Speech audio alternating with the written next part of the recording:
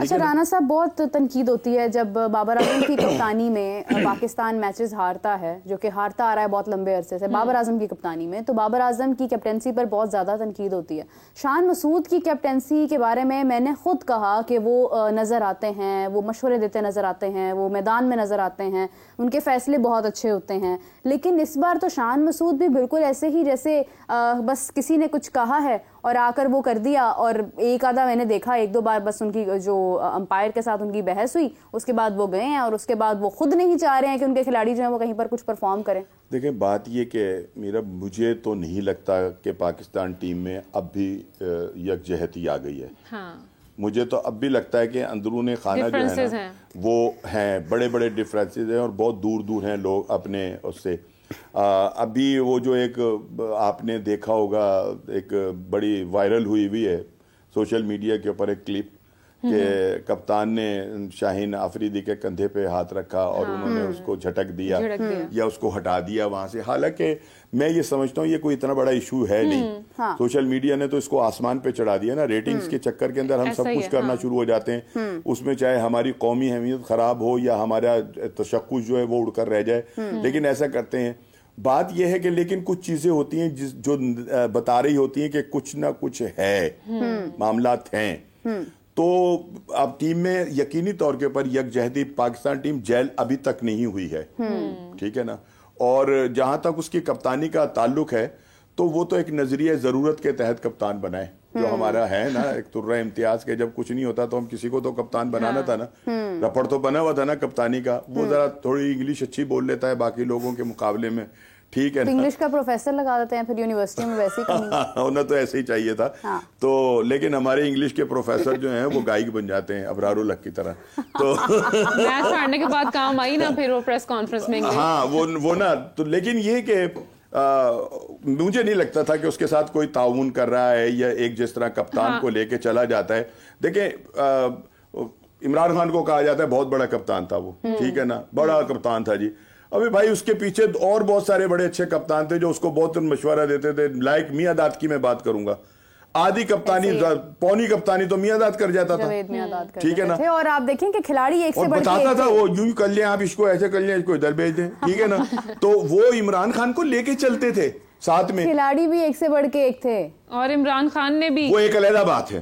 اچھا دوسری بات یہ کہ اس وقت پیسہ کم تھا اور وطن کی محبت زیادہ تھی, ٹھیک ہے نا. کھیل سے بڑا لگاؤ تھا, کھیل جنون ہوا کرتا تھا. آج تو جو ہے مسئلہ یہ کہ آپ کسی ایک کھلاڑی کو ایک سیریز کھلوا دیں, ٹھیک ہے نا, ٹیم میں شامل کروا دیں, اس کی نسلیں جو ہیں وہ سنور جاتی ہیں. اس کے بعد اتنا پیسہ آ جاتا ہے کہ یار یہ گھر بیٹھے 40-50 لاکھ روپے لے رہے ہیں سینٹرل کانٹریکٹ کے, کس بات کے لے رہے ہیں آپ؟ مطلب یہ پیسہ جو ہے اس کو یوٹیلائز کریں کسی دوسری جگہ جہاں سے کھلاڑی نکلے. ہماری جو تھکر وکٹیں ہیں نا, ہمارا جو فرسٹ کلاس سٹرکچر ہے نا رابعہ اور میرا, وہ انتہائی جس کو کہنا چاہیے پیتھیٹک ہے. ہماری وکٹیں ہی ایسی نہیں ہے کہ جن کے اوپر کھلاڑی بن جائے. وہ بیچاری ویسے رڑا بنی ہوئی ہیں, جس کو رڑا کہتے ہیں نا, نہ ان کو ڈھانپا جاتا ہے بارش ہو جائے, نہ کچھ اور نظام ہے. بھائی آپ اچھی وکٹیں بنوائیں, ان کو وہ بال دیں کہ جو انٹرنیشنل لیول کے بال ہوتے ہیں, ان کو وہ فیسلٹیز دیں کہ جو انٹرنیشنل لیول کے اوپر ہوتی ہیں.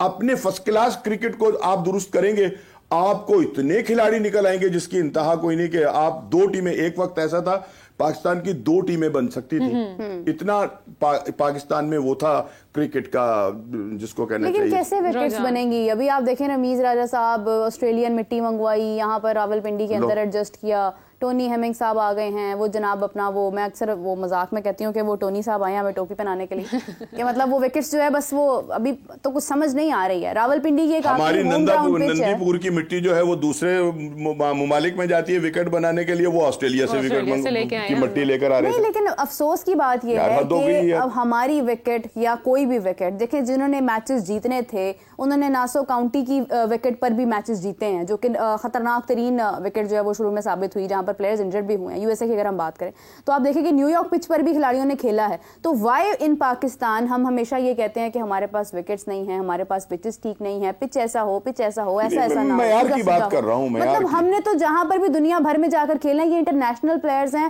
ان کو تو آپ تختے پہ بھی کھڑا کر دیں تو ان کو وہاں پر کھیلنا آنا چاہیے. میں نا ایک بات کہتا ہوں کہ ان لوگوں کا کوئی بھی ایکسکیوز نہیں بنتا, بیکاز یہ ان کی روٹی روزی ہے, یہ ان کی دکان ہے, ٹھیک ہے نا. اگر یہ کہیں کہ جی ہم تو موسم سے روشناس نہیں ہو سکے جی, ابے بھائی تو آپ پروفیشنل کس بات کے ہیں یار. یہ وکٹ جو تھی یہ تو یوں تھی بھائی, آپ یار اسی وکٹ کے اوپر جو ہے وہ مشفق الرحیم نے 171 کر دیا, ٹھیک ہے نا. ایک اینڈ کو اس نے سنبھالے رکھا, ایک اینڈ کے اوپر وہ سیسا پلائی دیوار بن کے کھڑا رہا, تو وہ بھی تو اسی وکٹ کے اوپر کھیل رہا تھا یا کہیں اور کھیل رہا تھا. بالکل صحیح بات ہے. کیا روہت شرما نے کبھی وکٹ پر بلیم کیا؟ کیا کبھی جوس بٹلر نے کیا؟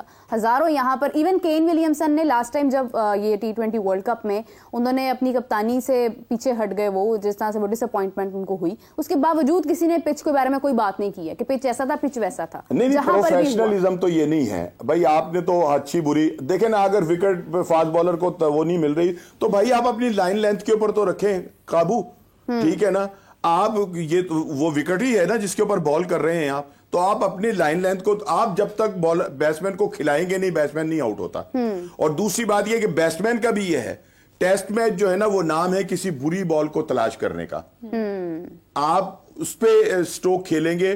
ہمارے تو کھلاڑی جو تھے وہ ٹیسٹ میچ کے اندر وہ T20 والے مطلب غیر ضروری شاٹ مار کر آؤٹ ہوئے ہیں سب, جتنے بھی آؤٹ ہوئے نا انہوں نے مطلب اس شاٹ کی ضرورت نہیں تھی جس کے اوپر وہ آؤٹ ہوئے. تو اس کا مطلب یہ کہ ہمارا ٹیسٹ کا ٹیمپرامنٹ ہے ہی نہیں. اچھا, تو میچ ہارنے کے بعد پھر سلیکشن پہ کیوں بات آ جاتی ہے؟ سلیکشن ٹھیک نہیں, یا آپس میں ٹیم کے ٹینٹرمز ہیں, تو یہ چیزیں پہلے کیوں نہیں کوپ اپ کی جاتی کہ میچ ہار گئے تو بس یہ وجوہات تھیں, سلیکشن ٹھیک نہیں. کیپٹنسی پہ آپ بات کر رہے ہیں کہ شان مسعود کی کیپٹنسی ٹھیک نہیں تھی. رمیز راجہ صاحب نے بھی کہا ہے کہ وہ نیگیٹولی امپیکٹ کیا ان کی کیپٹنسی نے, اور جو فاسٹ بولرز کی سلیکشن تھی وہ بھی. ہم تو اسپنر کو لے کے نہیں گئے, جبکہ بنگلہ دیش نے 2 اسپیشلسٹ اسپنرز کھلائے ہیں. یہی تو رونا ہے کہ آپ کی تو ٹیم سلیکشن تھی وہی ٹھیک نہیں تھی. ہاں ٹھیک ہے نا. آپ نے تو مطلب یار آپ اتنے پیدل ہو گئے کہ آپ نے ایک اسپنر بھی نہیں رکھا ٹیم کے اندر. آپ نے ایک بندے سے جو ہے 40 اوور کروا دیے, سلمان آغا سے 9 اوور کروا دیے آپ نے اس سے, ٹھیک ہے نا. تو اگر نے ان سے جو 50 اوور کرائے تو آپ نے کیوں نہیں رکھا بھائی اسپنر ایک, وہ اگر 50 اوور کرتا تو 2-4 آؤٹ کر جاتا نا. تو لیکن یہ کہ یہ ساری چیزیں ہوتی ہیں کوئی دماغ کی چیزیں. یہاں پر تو میرا خیال ہے کہ آدھے کا آوائی بگڑا ہوا ہے, وہاں پر 2 آپ دیکھیں نا, ایک کوچ باہر سے آیا ہوا ہے, اس کا اسسٹنٹ جو ہے وہ پاکستان سے ہے, ٹھیک ہے نا, وہ بھی باہر ہی ہوتے ہیں تقریباً, ٹھیک ہے نا, اور رہتے ہی باہر ہیں. لیکن یہ کہ چلے وہ ہے بھی اسی شہر کا, اسی وکٹوں کے پر کھیلنے والا بندہ, ٹھیک ہے نا. تو اگر وہ تو خود بلیم کر رہے ہیں پچ کو, 2-3 وہ بلیم کر رہے ہیں, تو بھائی کیوں کر رہے ہو؟ بالکل صحیح. انہوں نے تو اتنی مزے کی بات کی, انہوں نے کہا کہ جی بات یہ کہ بارش اتنی ہوئی تھی کہ ہم سمجھ رہے تھے کہ اس میں بڑا وکٹ میں بڑا موئسچر ہے, لیکن جب ٹاس ہونے لگا تو دھوپ نکل آئی اور وہ ساری وکٹ خشک ہو گئی. یار جو 2 دن سے بارش ہو رہی تھی جب پانی تھا, تو پھر بھی موئسٹ ہوتا ہے. ہاں مطلب وہ پانی اتنی جلدی خشک ہو گیا کہ جناب آپ سے ہوا ہی کچھ نہیں. اچھا, اسی کے ساتھ آپ کی گفتگو میں تھوڑا سا اور نکھار پیدا کرنے کے لیے ہمیں جوائن کیا ہے حافظ عمران صاحب. ناظرین آپ سب کی جان کرکٹ کی شان, السلام علیکم حافظ صاحب, کیسے ہیں آپ؟ وعلیکم السلام میرا بہت شکریہ. حافظ صاحب دیکھیں ہماری کرکٹ کا یہ حال ہے کہ کرکٹ میرے منہ میں پھنس گیا بولتے ہوئے. کیا کرنا ہے اب اس کرکٹ کا, ہم نے بتا دیں مجھے آج. دیکھیں بات یہ ہے کہ اگر تو لوگ تسلسل کے ساتھ یقینی طور پر جو ہمارے ناظرین ہیں دیکھنے والے, ان کو وہ یہ جانتے ہیں بخوبی کہ ہم کئی ماہ سے, ویسے تو کافی برسوں سے یہ کام چل رہا ہے, جب سے 2018 میں پاکستان میں محکمہ جاتی کھیلوں کو بند کیا گیا اور پاکستان کرکٹ بورڈ کا نظام مرکزی دفتر سے چلانے کی کوشش کی گئی, اور اس کے بعد سے جو آج آپ لالٹین لے کر کھلاڑی ڈھونڈنے کی کوشش کر رہے ہیں, آپ کو کھلاڑی بھی نہیں مل رہے. پاکستان کرکٹ بورڈ نے گزشتہ چند برسوں میں آج تک کوئی نظام جاری ہے کہ کھلاڑی کم بنائے ہیں, کرکٹر جنہوں نے پاکستان کے لیے کھیلنا ہے کوچز زیادہ بنائے ہیں. اب ایک نیا فلسفہ پاکستان میں آ گیا ہے کہ لوگوں کا خیال ہے شاید جو کوچز ہوتے ہیں یا جو بڑے کھلاڑی ہوتے ہیں, نامور کھلاڑی ہوتے ہیں, ان کے پاس کوئی کرکٹر بنانے کی مشین ہوتی ہے کہ اس کو رکھ لیں, گنے کی مشین کی طرح کی ہوتی ہے حافظ صاحب, کہ ان کے پاس مشین ہے, یہ مشین میں ڈالیں گے اور دوسری طرف سے کھلاڑی نکال لیں گے. یہ ہوتا ہی نہیں ہے. اور انہوں نے گزشتہ چند برسوں میں کوچز زیادہ بنائے ہیں, کھلاڑی کم بنائے ہیں, اور آج بھی پاکستان کرکٹ بورڈ میں وہی نظام جاری ہے. اور یہ جس حد تک پاکستان کے کرکٹ کے کلچر میں سفارش عام ہو چکی ہے, جس حد تک میرٹ کا قتل عام ہو رہا ہے, اور جس انداز میں وہ لوگ جو اس جگہ پر بیٹھے ہیں اس کے اہل نہیں ہیں جو فیصلے کر رہے ہیں، وہ وہاں پر موجود ہیں اور برسوں سے فیصلے کر رہے ہیں. تو یہ ان کا کیا دھرا ہے سارے کا سارا کہ جو آج پاکستان کے کرکٹ کو ملک کے اندر ملک کے باہر ہر جگہ پر اس پر اس انداز میں گفتگو ہوتی ہے کہ لوگ حیران پریشان ہیں کہ آخر ہو کیا گیا ہے پاکستان کی کرکٹ میں، ہو کیا گیا ہے پاکستان کے کرکٹ کو. دیکھیں یہ سارا کا سارا کہ جب آپ نے فیصلے کیے ہیں میرٹ سے ہٹ کر، جب آپ نے سفارش کی بنیاد پر فیصلے کیے ہیں، جب آپ نے پسند ناپسند کی بنیاد پر فیصلے کیے ہیں، جب آپ نے ترقی کرتی ہوئی دنیا کے ساتھ آپ نے دماغ کو استعمال نہیں کیا، اس کے بہتر فیصلے نہیں کیے، آپ نے فکر نہیں، ٹریننگ اس طرح سے نہیں کی، سب سے بڑی بات تو آپ کچھ بھی نہیں کیا نا. آپ نے تیار کیا نہ ان کا وہ جو مقابلے کی مسابقت کی فضا ہوتی ہے اس کو برقرار رکھا. مطلب کوئی ایک کام ایسا نہیں کیا جس کی وجہ سے یا جس کی بنیاد پر آپ اپنی کھیل کے معیار کو بلند کر. مطلب 2023 کے ورلڈ کپ سے اگر آپ ایشیا کپ سے شروع ہو جائیں، بالخصوص اس سے پیچھے بھی کام خراب ہو رہا تھا، بالخصوص 2023 کے ایشیا کپ سے اگر ہم شروع ہو جاتے ہیں تو سب سے جو بنیادی چیز کیا جس کے اوپر اعتراض ہوا تھا، اٹھایا گیا تھا، اور وہ یہیں سے اسی پلیٹ فارم آپ کی ایبلٹی جو ہے وہ چیلنج ہو رہی ہے، آپ کی ایبلٹی کوشچن ہو رہی ہے. لوگوں کو اس وقت بولتا تھا لوگوں کو نہیں پاکستان بہت کر لے گا، پاکستان بہت کر لے گا، پاکستان کے کھلاڑیوں میں بڑا ٹیلنٹ ہے، پاکستان باؤنس بیک کرے گا، پاکستان کم بیک کرے گا، پاکستان کے کھلاڑی 140 145 150، بابر اعظم، محمد رضوان. آپ مجھے بتائیں کہ 2022 سے لے کر آج تک 2020 سے شروع ہو جائیں، چلیں وہ زمبابوے کے خلاف پاکستان زمبابوے میں ہارا، انگلینڈ پاکستان گیا، ساری ٹیم کورونا کی وجہ سے انہوں نے ایک پوری 15 یا 14 رکنی اسکواڈ نیا کھلایا، اس نے پاکستان کو ہرایا ہے. پاکستان ویسٹ انڈیز میں گیا، ویسٹ انڈیز سے ہارا. پاکستان اس کے بعد افغانستان کیا، آئرلینڈ کیا، مطلب ہے کہ افغانستان کیا، آئرلینڈ کیا، یہ سے کیا، اب جو تھی بنگلہ دیش سے پوری تو دنیا میں کوئی بڑی نیوزیلینڈ ہے، جنوبی افریقہ ہے، ان میں سے کوئی ٹیم ایسی بتا دیں جو اپنے سے نسبتاً کمزور ٹیموں کے خلاف اتنی تسلسل کے ساتھ اور گزشتہ چند برسوں میں اتنے میچز ہاری ہو.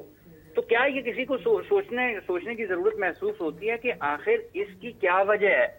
مطلب اس کے پیچھے کیا چیز ہے نا، کوئی نہ کوئی تو ہوگا نا. یہی بیٹ ہے، یہی بال ہے، یہی لوگ ہیں، یہی میدان ہے، یہی پچز ہیں جہاں پر کرکٹ ہو رہی تھی. اچانک کیا ہوا ہے؟ اچھا حافظ صاحب، sorry to cut you out, ہم کل بھی بات کر رہے تھے کہ ہم باہر سے لوگ بلا رہے ہیں پاکستانی کرکٹ ٹیم کو ٹرین کرنے کے لیے. پھر جب ہم باہر سے لوگ بلا لیتے ہیں، پھر جو ہمارے اپنے لوگ ہیں وہ میچ ہارنے کے بعد کمپلین کرتے ہیں، تب اپنی کرٹیسزم لے کر سامنے آتے ہیں. تو ہم پہلے کہاں ہوتے ہیں؟ ہمارے اپنے لوگ پہلے سے کیوں نہیں سٹینڈ لیتے ہیں؟ تو آپ کو نہیں لگتا کہ ضرورت وقت ہے کہ ہم سب مل کر اپنی کرکٹ ٹیم کو ٹھیک کرنے کی کوشش کریں بجائے سے کہ ہم باہر سے لوگ بلائیں؟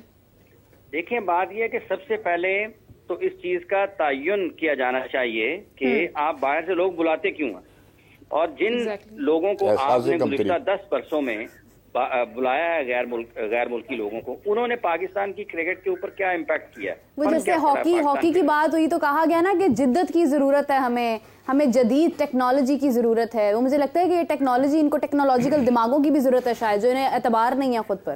دیکھیں بات یہ ہے کہ آپ کو علم جہاں سے بھی ملے آپ کو لے لینا چاہیے، لیکن آپ کس کو لاتے ہیں، کب لاتے ہیں اور کیوں لاتے ہیں؟ وہی کرکٹ پاکستان میں بھی کھیلی جا رہی ہے اور وہی کرکٹ جو ہے وہ ساری دنیا میں کھیلی جا رہی ہے. فرق تو صرف کرکٹ کی سمجھ بوجھ کا ہے نا، فرق صرف جو ہے وہ درست فیصلوں کا ہے، بر وقت فیصلوں کا ہے.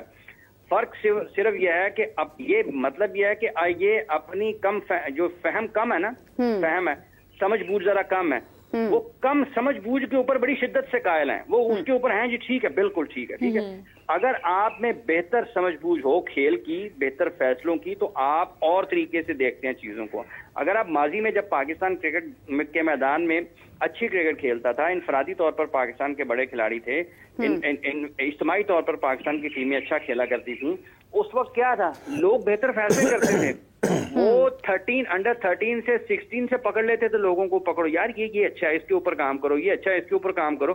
گزشتہ 6 برس میں گزشتہ پاکستان کرکٹ بورڈ کے یہ سارے پروفیسرز جو بیٹھے ہوئے ہیں، بڑے بڑے جو ہیں علماء حضرات کرکٹ کے جو ہیں یہ بیٹھے ہوئے ہیں، ٹھیک ہے، ان سے پوچھیں کہ انڈر 19 کے لیول سے کون سا کرکٹر پاکستان کو آیا اور وہ دنیا میں چھا گیا ہو. یہ پاکستان کی کرکٹ کی تاریخ میں جیسے بنگلہ دیش سے پاکستان ہارا نا پہلی مرتبہ, تو یہ پہلی مرتبہ ہوا ہے.